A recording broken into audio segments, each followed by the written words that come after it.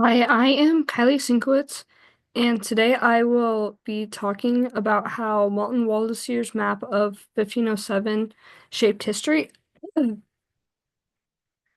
This map is very oftenly referred to as America's birth certificate because it was one of the first maps to label America as America and fill that New World um spot with a name of something other than the New World.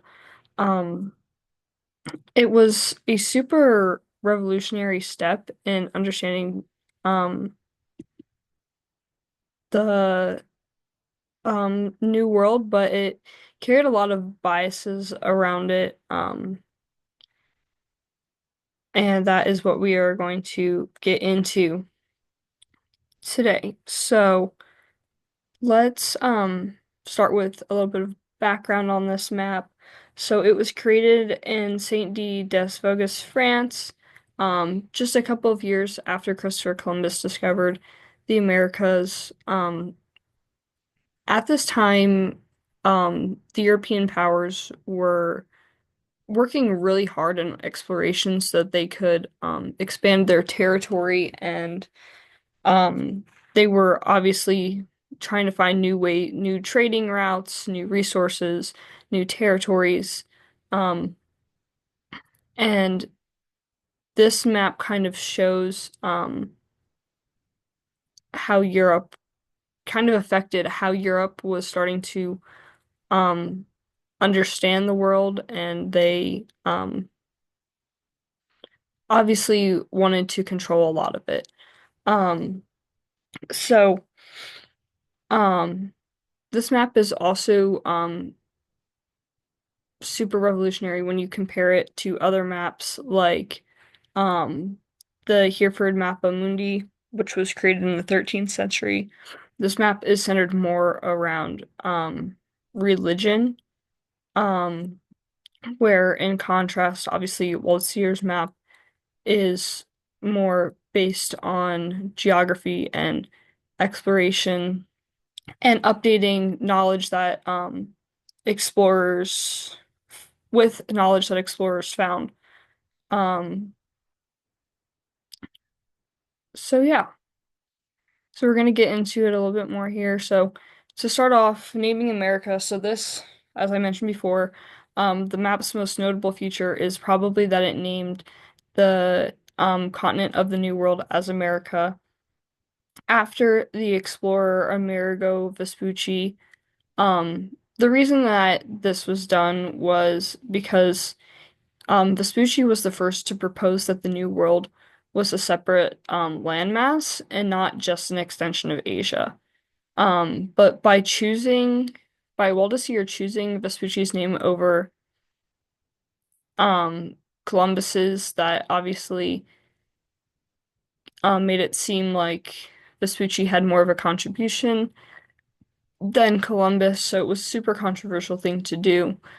Um, Also by um, choosing this name over an indigenous term um, made a statement as well. It was very much asserted Europe's authority over this land. Here is a picture of Vespucci. So let's get a little bit more into how this map shows bias. So, um, it obviously had a very Eurocentric perspective. Europe was at the center of the map, and it was um, super detailed. There were lots of landmarks shown on the map, and the same in Asia and even in Africa. There are lots of things marked on the maps with cities and borders and stuff like that, while America remains very empty and there are no signs on the map of cities or civilizations. Um, this is something that a lot of people could say was an oversight because we didn't know a lot about the New World at this time. Um, But that being said, um, it seems as though it was done um, as a like in a deliberate way to enforce the narrative that the Americas were uninhabited and ready for colonization. Um, explorers definitely knew that there were people here and they saw them, they didn't see it as a civilization.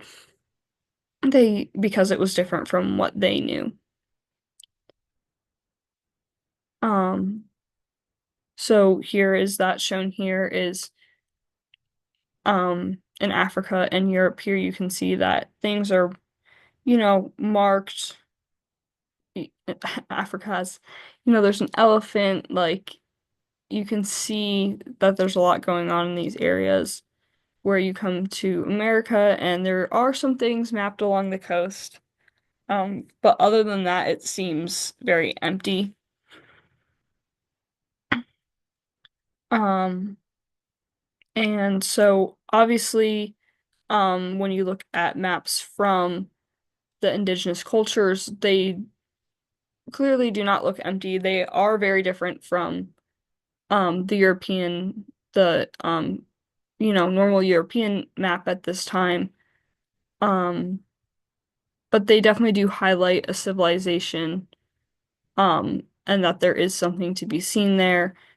Um, and so obviously this map shows that, and then there were things there. It wasn't just empty. We have the Pyramid of the Sun and other similar indigenous structures.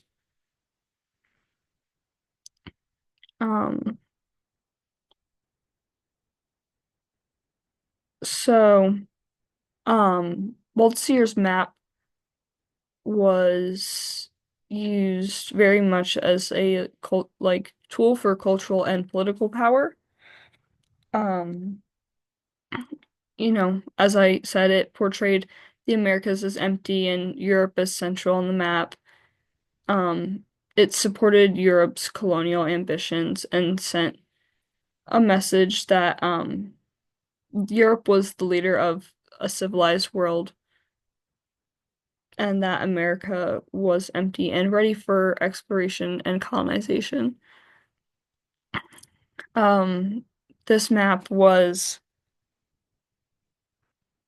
shoot, dude, I was doing so good.